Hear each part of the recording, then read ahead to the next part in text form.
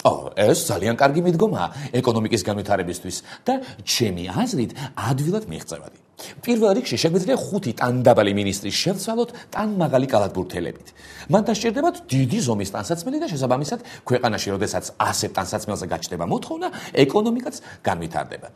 თუმცა ჩემი აზრით ეკონომიკის განვითარებისთვის მარტო ეს არ არის საკმარისი.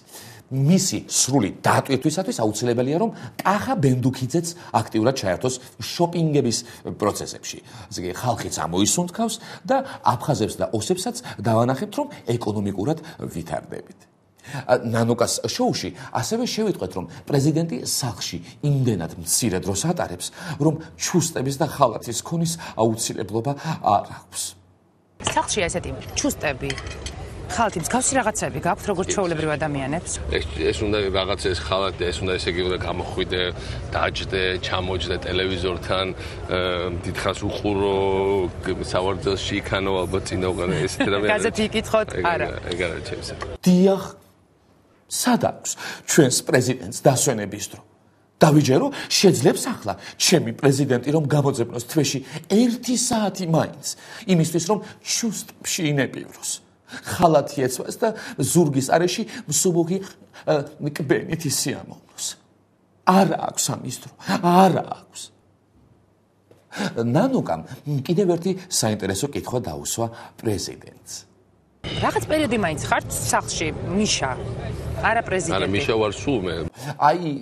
მე ნანუკას ადგილზე სულ სხვა რამეს ვკითხავდი.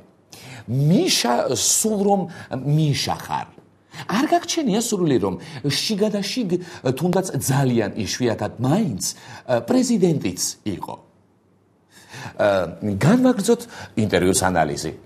ბატონი მიხეილი თურმე ყველაზე მეტად მაშინ იღლება, როდესაც უსაქმოდ არის. ყველაზე მეტად ხლის უსაქმრობა და ეგრეთ წოდებული დასვენა. ყველაზე მეტად ვერ ვიტან ახალი წლის შემდგომ დღეებს. ბავშვობიდან ეს 1 იანვარი, 2, ყველას რო ძინავს. ყველა რო სარმაც ხასიათზე 3 იანვარი, 4, 5 კატასტროფა. დიახ, იანვრის და განსაკუთრებით აგვისტოს პირველი დეკადა არ უყვარს ბატონ პრეზიდენტს. ამ პერიოდში მთელი ევროპელი დიპლომატები და რუსი სამხედროები შებულებაში გადიან ხოლმე. ხომ გახსოვთ 2008 წელს როგორ შეებრძოლა ამ მავნე ჩვევას და ყველა დააბრუნა თავის სამუშაო ადგილებზე. საქართველოს პრეზიდენტი ქართულ მოსახლეობას თავაზობს ბუდისტური მრწამსის მიღებას. იღელმძღვანელე დალაი ლამას მიერ აპრობირებული მედიტაციებით. გადადით ნირვანაში და ის თქვენ დაგეხმარებათ შიმშილის და ყველა საყოფაცხოვრებო პრობლემის დავიწყებაში. საქართველოს პრეზიდენტი. გზა ნირვანისკენ. ყველას. რესტორანი საქართველოს რესპუბლიკა გეპატიჟება თქვენი თანადგომის გამოხატვისა და პოზიციის დაფიქსირების მიზნით. თქვენ აქ შეგიძლიათ დააგემოვნოთ ქართული ტრადიციული კერძები.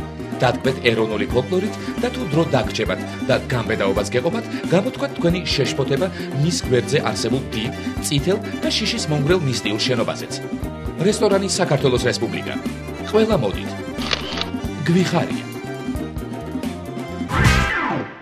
როგორც რუსთავი 2 საინფორმაციო გამოშვებიდან ვიგებთ, ჩვენი პარლამენტი ევროპელ დიპლომატებთან დეოკუპაციის გეგმაზე ისაუბრებს.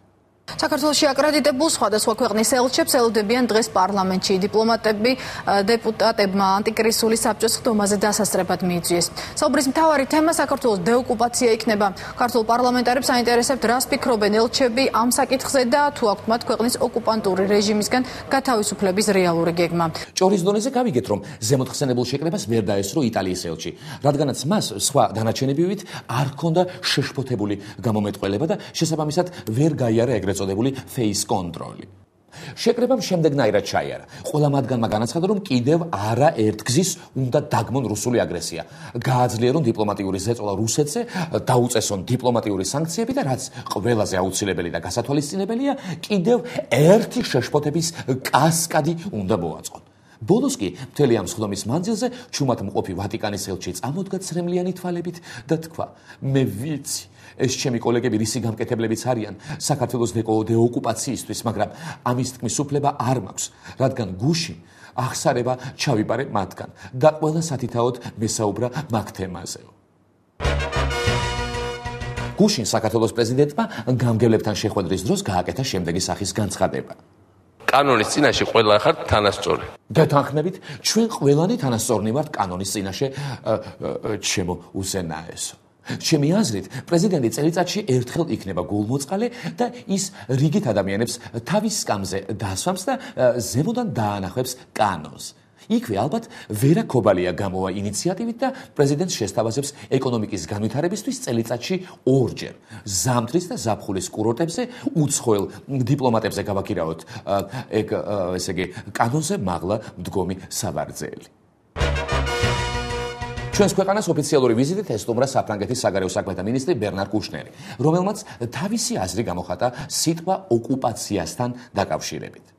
მე არა ვარ მომხრე ამ სიტყვის შემიძლია ვთქვა ეს ოკუპაცია მე წამოვთქე სიტყვას ოკუპაცია მაგრამ მე ასე არ მიმაჩნია რომ ასე შეიძლება საქმეების დარეგულირება ეს რა გვიქენით ბატონო ბერნა დავიღუპეთ ჩვენმა მთავრობამ 2 წელი მოანდომა ამ ტერმინს გასახანი რომ ქონოდა და თქვენმა ერთმა ვიზიტმა მთელ ქართველებს იმედი მოუკლა რატომ ხართ ასეთი უგულო ბატონო ბერნა ჩემი პრეზიდენტის ამდენ ხნიანი მუშაობა მაინც დაგეფასებინათ. ინტერნეტ საიტზე ამბებიჯი შევხვდი ძალიან საინტერესო სტატიას როგორ იცავდა ახალგაზრდა სააკაშვილი მაგისტრალურ გასცადენს რუსეთისგან. აი თუ მთავრობა რუსეთს ყველაფერს მიყიდის, მერე უნდა ნატოში შევიდეს, უნდა მარსზე გაფრინდეს. ეს სიტყვები საქართველოს ამჟამინდელმა პრეზიდენტმა მიხეილ სააკაშვილმა იმ დროს განაცხადა, როდესაც ქვეყანას ედუარდ შევარდნაძე მეთაურობდა. რას ვერჩით ბატონ პრეზიდენტს? მაშინ ის ჩვენი მომავალი პრეზიდენტი ხომ ძალიან ახალგაზრდა, ფაქტობრივად გარდატეხის პუბერტატულ ასაკში იყო. მოგვიანებით ასაკში რომ შევიდა, მიხვდა, რომ თუ ემგურჰეს არ მიყიდი რუსებს, ისე ვერ აგინებდა და ან თუ აგინებდა, დაისჯებოდა კიდეც. გარდა ამისა, ჩემს პრეზიდენტს არც იმისჯეროდა, რომ რუსებს ტანკები ჰყავდათ და თან ისეთი ტანკები, რომლებიც იქოქებოდნენ და დადიოდნენ კიდეც. ესეა. ასაკი და დიდძალი ფული მარსზე კი არა სატურნზეც გაგაფრენს. ეს გახდათ გადაცემა ყოველდღიური აბები ვასილ კოოდიშვილისგან. ნუ მიიღებთ სხვა აბებს.